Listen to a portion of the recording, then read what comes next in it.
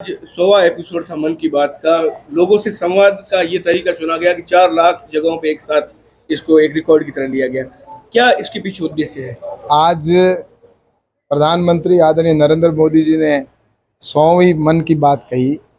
एक इतिहास रचा गया और 4 लाख स्थानों पर देश भर में ये कार्यक्रम आयोजित हुए और Guinness book of world record के अंदर लिखा जाएगा आज ये रिकॉर्ड निश्चित रूप से, क्योंकि प्रधानमंत्री जी मन की बात को जिस तरह से देश की जनता के साथ करते हैं, जिसमें वो अलग अलग विषयों के ऊपर अलग अलग उदाहरण के साथ में जिस तरह से साथ जुड़ते हैं। और आज भी आपने देखा होगा कि उन्होंने जिस तरह बेटी बचाओ बेटी पढ़ाओ की बात कही, उन्होंने पर्यावरण को बचाने की भी बात कही उन्होंने, और ऐसे जो समाज सेवा करने वाले लोग हैं उनसे भी उन्होंने संवाद किया।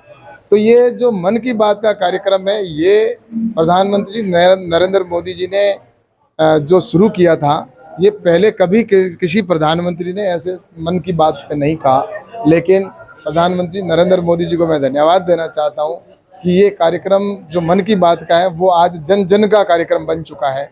और हर गांव के अंदर, हर ढाणी के अंदर, चाहे बुजुर्ग हो, चाहे युवा हो, चाहे माताएं हो, चाहे बहनें हो, इस कार्यक्रम का इंतज़ार करती है।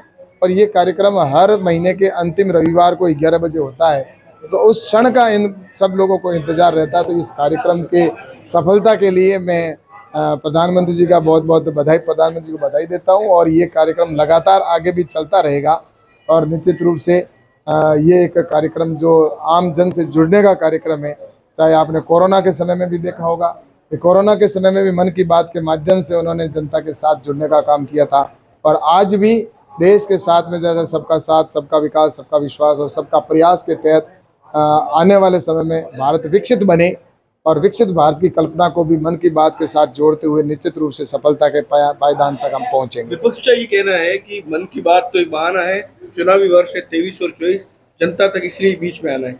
ऐसा है कि प्रधानमंत्री नरेंद्र मोदी जी ने ये 100वां एपिसोड है, जब से प्रधानमंत्री बने तब से ये मन की बात कह रहे हैं। पहले जो विपक्ष के जो भी प्रधानमंत्री रहे या उनके नेता रहे, वो जनता से जुड़े हुए नहीं थे। वो जो भी योजना बनाते थे तो उस योजना के अंदर कहीं ना कहीं भ्रष्टाचार होता था और देश प्राथमिकता में नहीं होता था, विकास प्राथमिकता में नहीं होता था, स्वयं का विकास और प्राथमिकता में होता था।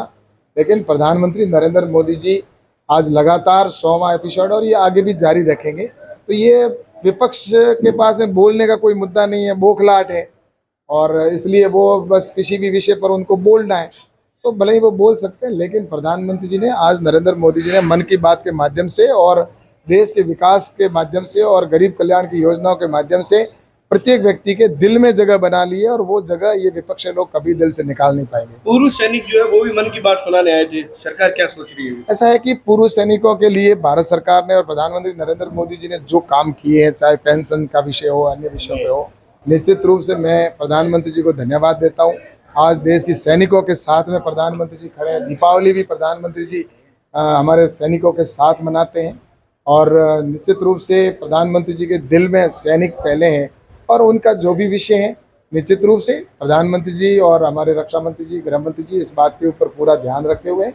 और मैं सोचता हूं कि सैनिकों के लिए तो भारतीय जनता पार्टी की सरकार हमेशा समर्पित रही है और आगे भी निश्चित रूप से सैनिकों या आम जन के लिए हमारी सरकार है वो साथ खड़ी है। सर, पुलवामा जो घटनाक्रम हुआ उसके बाद सत्यपाल मलिक ने मोदी जी और अमित शाह पर इतने बड़े बड़े आरोप लगाए हैं, लेकिन केंद्र सरकार उनका जवाब नहीं दे रही है। आपके ऊपर ये आरोप लगे हैं कि आपने चुनाव जीतने के लिए सैनिकों की शहादत को बुला दिया।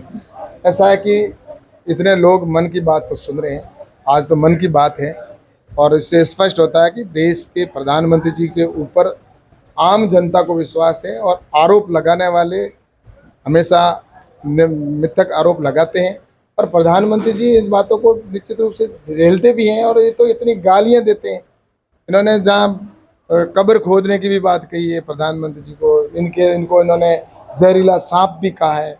तो ये लोग तो पता नहीं क्या क्या बोल रहे हैं। मेरा कहना है ना, मैंने क्या कहा और महत्वपूर्ण स्थानों मैंने कहा ना कि जो स्वार्थ होता है जिनके पीछे, वो निश्चित रूप से ऐसी बात करते हैं। और मैं तो ये कहना चाहता हूँ कि आज विपक्ष है वह इस तरह से आरोप लगा रहा है, लेकिन जनता है ना, वो तो आपने देखा होगा कि प्रधानमंत्री जी के साथ आज भी Guinness book of world record में लिखा गया कि इतनी बड़ी संख्या के अंदर प्रधानमंत्री जी को सुना है मन की बात के माध्यम से। लेकिन सर तो मैं सोचता हूँ निश्चित गिनीज रूप बुक से ऑफ वर्ल्ड रिकॉर्ड के पीछे सत्यपाल जी मलिक की जो बयान है उसको हल्के में नहीं लिया जा सकता सर। ऐसा है कि मैंने जो कहा ना आपको कि आरोप बेबुनियाद हैं और बेबुनियाद आरोप लगाने वाले लोग पहले उस समय बोलते ना उनको बोलना होता तो, लेकिन अब पद से हटने के बाद में कोई व्यक्ति बोलता है तो मैं सोचता हूँ कि इसमें मुझे कुछ नहीं लगा। प्रधानमंत्री नरेंद्र मोदी जी राष्ट्रभक्त हैं और देश के सैनिकों पर हमें गर्व है और उनकी शहादत निश्चित रूप से हमें उस बात का दुख है और उसका बदला भी प्रधानमंत्री नरेंद्र मोदी जी के नेतृत्व में देश की सैनिकों ने पाकिस्तान की सीमा में घुसकर दिया है